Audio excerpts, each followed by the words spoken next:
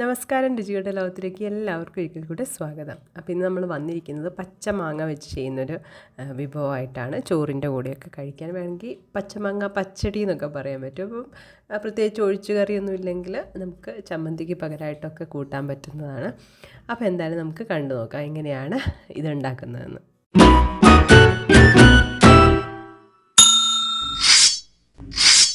അപ്പോൾ ഇതിനായിട്ട് ഞാനൊരു ഒരു പച്ചമാങ്ങ എടുത്തിട്ടുണ്ട്. ഇതിൻ്റെ പകുതി ഭാഗം മാത്രമാണ് എടുക്കുന്നത്.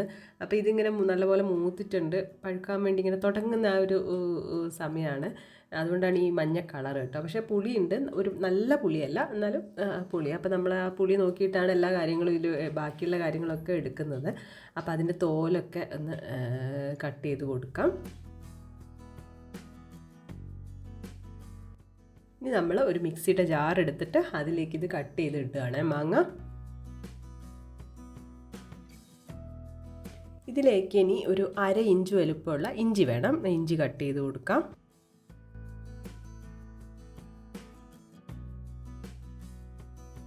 അതുപോലെ തന്നെ എരിവിന് നമ്മൾ പച്ചമുളക് എടുക്കുന്നുണ്ട്. ഞാനിവിടെ 3 പച്ചമുളകാണ് ഇട്ട് കൊടുക്കുന്നത്. നമ്മൾ എരിവ് അനുസരിച്ചിട്ട്. അതുപോലെ പുളി നല്ലോണം ഉണ്ടെങ്കിൽ കുറച്ചും കൂടെ പച്ചമുളക് ആവാം. അപ്പോൾ അതും കൂടി ഇട്ട് കൊടുക്കാം. ഇനി ഇതിലേക്ക് നമ്മൾ ചിരകിയ തേങ്ങ 1/2 കപ്പ് കൂടെ ഇട്ട് കൊടുക്കുകയാണ്. ഇനി ആവശ്യമായിട്ടുള്ള ഉപ്പും കൂടെ ചേർത്ത് ഇതൊന്ന് അരച്ചെടുക്കാൻ പോവാണ്. അപ്പോൾ ഇത് അരച്ചെടുത്ത് കഴിഞ്ഞിട്ടുണ്ട്. ആ മാങ്ങയുടെ കളറാട്ടോ ഈ ഒരു മഞ്ഞ കളറിൽ തോന്നുന്നത്.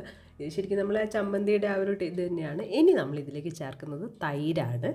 അപ്പോൾ തൈര് മാങ്ങയുടെ പുളി നോക്കിയിട്ട് നിങ്ങൾ ചേർത്ത് കൊടുക്കാം. അപ്പോൾ ഞാൻ പറഞ്ഞല്ലോ ഇത് അധികം പുളിയില്ല.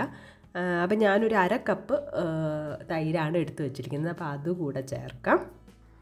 ഇനി ഇതിലേക്ക് നമുക്ക് 1 ടീസ്പൂൺ കടുകും കൂടെ ചേർത്ത് കൊടുക്കാം. ഇനി ഒന്ന് അരച്ചെടുക്കാം. അരച്ചെടുക്കാന്ന് പറയുമ്പോൾ നല്ല പോലെ അരച്ചെടുക്കണ്ട കേട്ടോ, ജസ്റ്റ് പൾസ് ചെയ്തിട്ട് എടുത്താൽ മതി. അപ്പോൾ അരച്ചെടുത്തു. ഇനി നമുക്കിത് ഒരു ബൗളിലോട്ട് മാറ്റാം.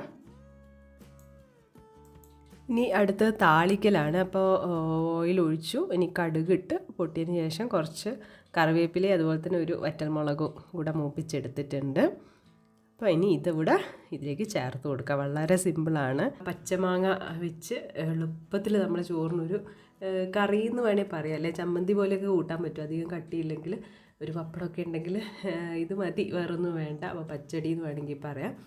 അപ്പോൾ എല്ലാവരും ട്രൈ ചെയ്ത് നോക്കുക കേട്ടോ. എളുപ്പം നമുക്ക് ഉണ്ടാക്കിയെടുക്കാൻ പറ്റുന്നതാണ്. ട്രൈ ചെയ്ത് നോക്കി നിങ്ങളുടെ ഫീഡ്ബാക്കൊക്കെ അറിയിക്കുക. പുതിയൊരു വീഡിയോ കാണുന്നതുവരെ ബൈ.